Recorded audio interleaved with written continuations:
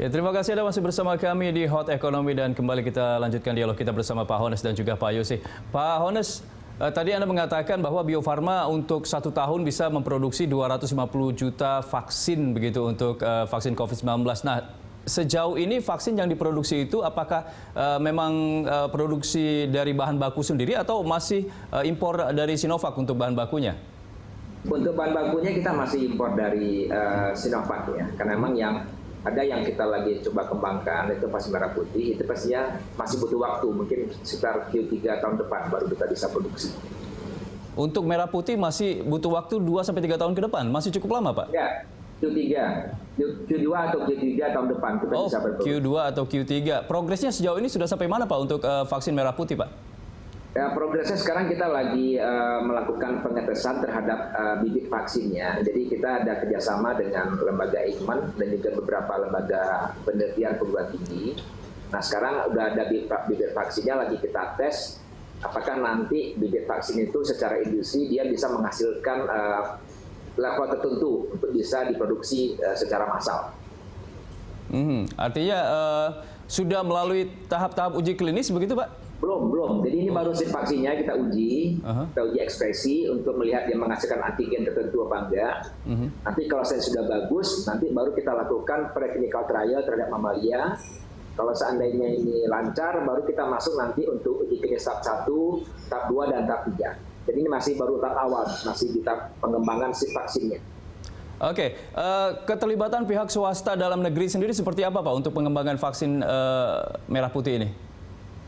Ada beberapa perusahaan farmasi swasta, mereka sekarang juga lagi menjadi sponsor untuk melakukan uji klinis. Ada satu vaksin Cina sekarang lagi dilakukan uji klinis di Jakarta dan di Bandung. Kemudian juga mereka juga membangun proses produksi baru ya di sekitar Jawa Barat. Dan juga ada satu perusahaan vaksin sekarang yang dia lagi mengkonversi, yang modernisasi proses produksi mereka sehingga nanti bisa untuk memproduksi vaksin COVID-19 ini. Oke, saya ke Pak Yose. Pak Yose, Anda melihat peluang Indonesia untuk memproduksi vaksin dalam negeri atau dalam hal ini vaksin merah putih seperti apa Pak? Karena kan kita jangan sampai hanya menjadi pasar ketika negara-negara lain ini bersaing untuk jualan vaksin gitu. Nah ini seperti apa peluangnya? Pertama mungkin kita harus merubah pandangan dulu nih, bahwa ini bukan masalah kita menjadi pasar atau tidak untuk jualan vaksin. Yang jelas kita membutuhkan vaksin tersebut. Jadi mungkin statement Anda kelihatannya nggak terlalu tepat juga gitu ya, bahwa Indonesia hanya menjadi pasar. Karena kita yang sebenarnya membutuhkan, dan seperti yang tadi kita juga bahas, ada constraint di dalam produksi. Nah, salah satu studi itu mengatakan bahwa benefit atau manfaat yang didapatkan dari vaksinasi yang cukup meluas itu bisa mencapai 5% dari GDP. Kita ambil Indonesia, GDP-nya itu sekitar 15.000 triliun. 5%-nya itu artinya mencapai 750 triliun rupiah gitu ya, 750 triliun rupiah. Jadi kalau cuma 25 billion atau beberapa billion itu kecil sekali. Jadi nggak terlalu tepat juga kalau kita katakan bahwa kita menjadi pasar gitu ya. Memang kita perlu membuat vaksin ini, tetapi tentu saja ini juga tergantung sekali dari support pemerintah. Nggak mungkin kita bisa mendapatkan support dari swasta untuk memproduksi vaksin kalau support dari pemerintahnya tidak cukup. Support karena seperti apa sekarang yang ini saja Pak? Hampir seluruh vaksin yang diproduksi itu sebenarnya support dari pemerintahnya hampir mencapai 50% di dalam risetnya. Support pemerintah dalam hal apa Pak Yose yang dibutuhkan oleh perusahaan farmasi? Terutama di dalam investasi awalnya ya. Kita nggak usah bicara dulu tentang research-nya. Mungkin research-nya itu nanti dilakukan oleh lembaga-lembaga research seperti lembaga Eijkman misalkan di Indonesia. Tetapi tentunya manufacturing-nya sendiri itu investasinya besar sekali. Dan ini yang mungkin perlu difasilitasi dengan memberikan entah itu dalam bentuk pinjaman, entah itu dalam bentuk subsidi yang lebih layak. Ini yang harus pemerintah mungkin juga perlu support. Tetapi sekali lagi pemikirannya bukan karena kita nggak mau dijadikan market, tetapi karena kita memang butuh vaksin tersebut. Butuh vaksin tersebut yang entah datangnya dari impor, entah datangnya dari domestik, entah datangnya dari mana-mana. Tetapi kalau kita memang bisa memproduksi sendiri, tentunya lebih bagus lagi. Iya, iya. Yang pasti memang prioritas kita adalah memenuhi kebutuhan vaksin dalam negeri dulu, begitu Pak. Tapi kan kalau misalnya sudah terpenuhi, ya kenapa tidak untuk misalnya kita mengekspor vaksin ke luar dan bersaing dengan negara lain, begitu Pak Yose?